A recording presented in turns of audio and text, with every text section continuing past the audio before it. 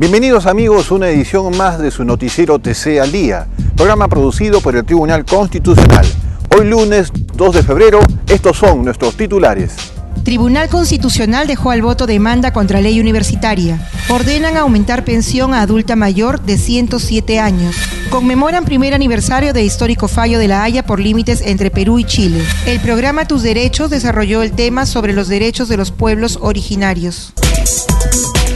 Reanudando sus audiencias públicas en la ciudad de Arequipa, el Pleno del TC dejó al voto la demanda de inconstitucionalidad contra la ley universitaria. Veamos a continuación el desarrollo de la información. En audiencia pública celebrada en la ciudad de Arequipa, el Pleno del Tribunal Constitucional sesionó y luego de escuchar los informes orales de los abogados, dejó al voto la demanda de inconstitucionalidad interpuesta por un total de 47 congresistas de la República contra la ley universitaria. La audiencia pública comenzó con el informe oral de la parte demandante a cargo de la congresista Marta Chávez Cosío, en representación de los parlamentarios en contra de la ley universitaria. Seguidamente hizo lo propio por la parte demandada el doctor Guillermo Llano Cisneros, abogado de la Oficina de Defensa de las Leyes del Congreso de la República. Durante la audiencia también hizo uso de la palabra, en representación del Ministerio de Educación, el abogado doctor César Landa, luego que el TC aprobara su solicitud de partícipe. Cabe precisar que la demanda de inconstitucionalidad vista por el colegiado es la primera de otras demandas de inconstitucionalidad interpuestas en contra de la misma norma. Una que es promovida por el Colegio de Abogados de Lima, otra por 8.411 ciudadanos y la última por el Colegio de Abogados de Lima Norte. La admisión a trámite de las dos primeras viene siendo examinada por el TC, mientras que la tercera demanda ya ha sido admitida, estando pendiente su contestación por parte del Congreso de la República a fin de continuar con el trámite respectivo. El Pleno del TC ordenó a la Oficina de Normalización Previsional aumentar la pensión a una adulta mayor de 107 años. En consecuencia, la ONP deberá pagar además los intereses devengados. El Tribunal Constitucional ordenó que se reajuste la pensión de jubilación de una adulta mayor de 107 años al declarar fundada, en parte, la demanda presentada por doña Juana Aurora Herrera Valdivia en contra de la Oficina de Normalización Previsional ONP. En este caso, el TC prescindió en forma excepcional de convocar a vista de la causa en audiencia pública, atendiendo a la avanzada edad de la demandante y debido al tiempo transcurrido desde la interposición de la demanda, considerando además la necesidad de garantizar la vigencia efectiva de los derechos fundamentales por encima de exigencias de tipo formal y al allanamiento parcial a la demanda por parte de la ONP, pese al reconocimiento parcial de la Oficina de Normalización Previsional de haber lesionado el derecho de Juana Aurora Herrera Valdivia. La demanda fue declarada improcedente tanto en primera como en segunda instancia en el Poder Judicial, razón por la cual interpuso un recurso de agravio constitucional para solicitar tutela ante el TC. Es así que el máximo órgano de justicia constitucional declaró fundada en parte la demanda y ordenó el reajuste de la pensión de jubilación de conformidad con la ley número 23.908, incluyendo el pago de los intereses y el reintegro de los devengados respectivos. El presidente del Tribunal Constitucional, Óscar Urbiola Jani, participó de la ceremonia oficial conmemorando el primer aniversario del histórico fallo de la Corte Internacional de La Haya por el conflicto limítrofe entre Perú y Chile. El presidente del Tribunal Constitucional, doctor Óscar Urbiola Jani, participó en la ceremonia de conmemoración del primer aniversario del fallo de la Corte Internacional de Justicia sobre la delimitación marítima entre Perú y Chile. Con ese motivo, el gobierno invitó a líderes políticos, presidentes de los poderes del Estado, autoridades regionales y locales, entre otros. El acto se realizó en la Plaza Mayor de Lima, frente a Palacio de Gobierno. Entre los invitados figuraron el exmandatario Alejandro Toledo Manrique, así como los titulares del Congreso, Ana María Solórzano, y del Poder Judicial, Víctor Ticona Postigo, además de la presidenta del Consejo de Ministros, Ana Jara. También participaron legisladores de las distintas bancadas, representantes de los partidos políticos ex cancilleres, diplomáticos, además de autoridades civiles, religiosas y militares. La sentencia de la Corte Internacional de Justicia de La Haya del 27 de enero del 2014 puso fin al diferendo entre Perú y Chile con la delimitación de los límites marítimos entre ambos países. Este proceso culminó en el 2014 tras un prolongado periodo que se inició en enero del 2008 con la presentación de la demanda peruana contra Chile ante el Tribunal Internacional. El Tribunal de La Haya resolvió de manera imparcial y definitiva la controversia conforme al derecho internacional, otorgando al Perú derechos soberanos exclusivos sobre un área marítima de 50.172 kilómetros cuadrados. El programa Tus Derechos desarrolló el tema sobre los derechos de los pueblos originarios. Veamos a continuación el siguiente informe. Según datos e información del Ministerio de Cultura, existen 52 pueblos indígenas u originarios identificados en nuestro territorio. De momento se continúa publicando progresivamente información sobre estos pueblos. En tanto, poco a poco se continúa también documentándose mayores datos sobre los mismos.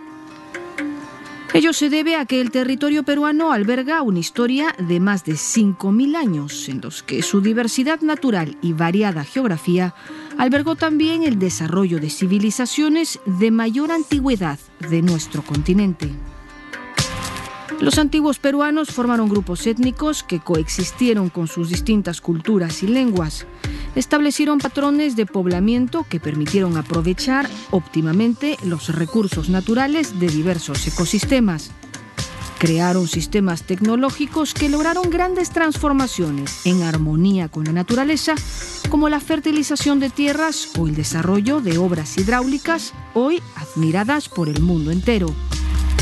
Durante el proceso de colonización, pese a que la población conquistada fue prohibida de expresarse en su propia lengua y cultivar su cultura, muchas de estas prácticas y creencias permanecieron y permanecen vigentes. Hoy en día, estos pueblos mantienen y reproducen instituciones culturales propias como el uso de lenguas ancestrales, el quechua y el aymara en los Andes, el ashaninka y el shipibo-conibo en la Amazonía. Desarrollan prácticas culturales ancestrales que coexisten en el Perú actual y se mezclan con prácticas posteriores como la vestimenta occidental, el uso del castellano y la tecnología moderna. Son estos pueblos a los que hoy conocemos como pueblos indígenas u originarios. En el Perú, el Estado ha reconocido el espacio donde tradicionalmente se han desarrollado y organizado estas poblaciones mediante leyes que han sido recogidas y protegidas por la Constitución, la cual otorga legalidad a las comunidades nativas y comunidades campesinas. En adelante, el Estado peruano dio un paso más hacia el reconocimiento de los derechos de los pueblos indígenas u originarios con la promulgación de la Ley del Derecho a la Consulta Previa, ejercicio que hoy avanza. Aún así, la escasa información oficial que el Estado peruano tiene sobre los pueblos indígenas es muestra de la deuda histórica que se tiene con este sector de la población. Población como la Mashco-Piro, que se encuentra en actitudes hostiles con otras comunidades sin que se pueda determinar el porqué de las mismas, pues nadie más que ellos mismos hablan el arahuaca.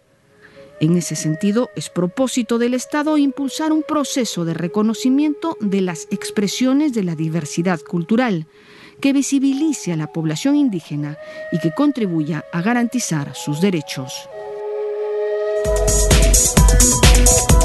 Al respecto, Nila Heredia Miranda, exministra de Salud del Estado Plurinacional de Bolivia, sostuvo que la lógica de vivir bien no es volver al antiguo, sino más bien rescatar los valores donde el tema central es vivir en conjunto.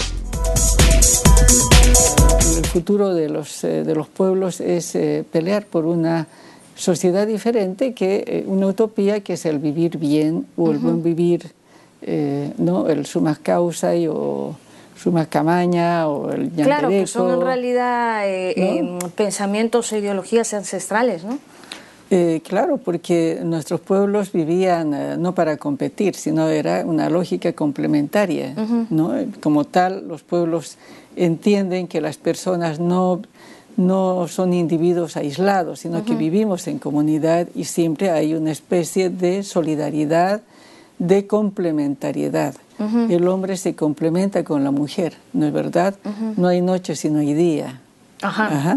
De tal manera que hay una complementación permanente, no hay una disputa, no hay una competencia. Si no existe usted, yo no existo.